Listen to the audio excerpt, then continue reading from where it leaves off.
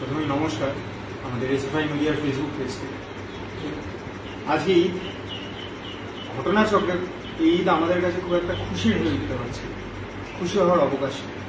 আমাদের কমরেড, আমাদের এসএফআই নদিয়া জেলা সম্পাদক মন্ডলীর সদস্য কমরেড রেজা শেখ, আপনারা প্রত্যেকেই অবগত, গত 24 তারিখ মধ্যরাতে বিনা নোটিশে যেখানে আমরা দাঁড়িয়ে রয়েছি ওর বাড়ি থেকে পুলিশ ওকে তুলে নিয়ে যায়।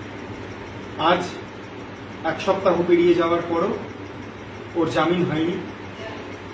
রেজা শেখ অপরাধ কি ছিল রেজা শেখ প্রশ্ন করেছিল।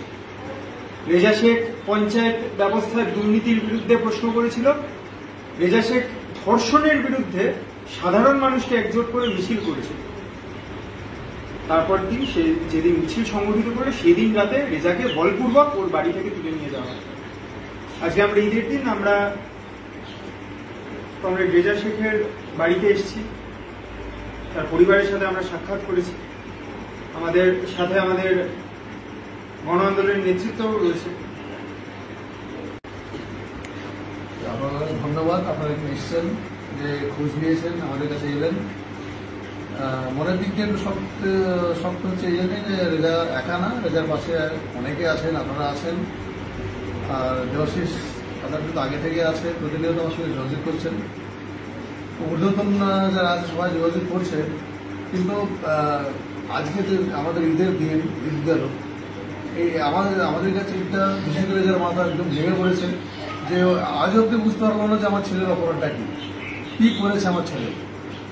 তো আমার ছেলে একটা কাজই করেছে, যে এটা একটা প্রতিবাদ করেছে। ওটা প্রতিবাদ করা ওর একটা অভ্যাস, বাড়িতেও তারা অন্যায় দেখলে প্রতিবাদ করে।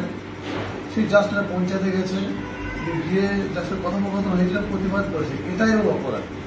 আশা আমরা কোনো অপরাধ খুঁজে পাচ্ছি না। ও যাই না ও কেন কোন চক্রে কার প্রলোভনের পরে এটা হয়েছে সেটাও আমি জানি না। তবে যাই হোক, এটা এখন আমাদের কাছ থেকে ঘুরে আছে, যে কাছ থেকে আছে। আমি একটাই চাইবো যে এর সঠিক বিচার আমরা যেটা পাই, সঠিক বিচারে আশাই আমি আছি। আমি বিশ্বাস করি, আমি গণতন্ত্রকে বিশ্বাস করি, আমাদের সংবিধানকে বিশ্বাস করি যে আমার ছেলে রেজা শেখ ও সঠিক বিচার পাবে।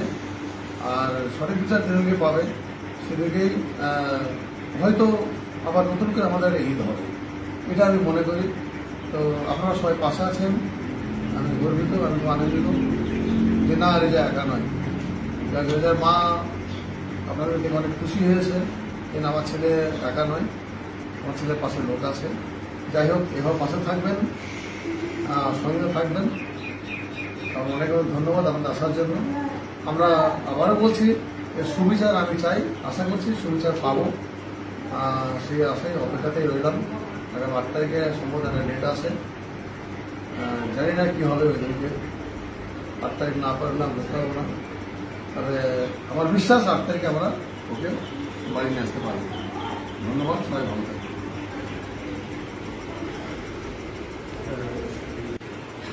আজকে আমরা কমরেড রেজা শেখের বাড়িতে আছি। আমাদের কমরেডরা লড়াই আন্দোলনে থাকছে। কমরেড রেজা শেখের নিঃশর্ত মুক্তির দাবিতে প্রত্যেক দিন নদিয়ার নানা প্রান্তে, পশ্চিমবঙ্গের নানা প্রান্তে ছাত্ররা প্রশ্ন করছে, ছাত্ররা যেখানে দুর্নীতি দেখছে তার বিরুদ্ধে রুখে দাঁড়াচ্ছে। রেজা একা নয়, আমরা রেজার পাশে আছি। গোটা নদিয়া, গোটা পশ্চিমবঙ্গ জুড়ে হাজার হাজার রেজা তৈরি হচ্ছে। সবাই আমরা রেজার নিঃশর্ত মুক্তি চাই। যতদিন না মুক্ত হচ্ছে রেজা, আমরা আমাদের আন্দোলন চালিয়ে যাব।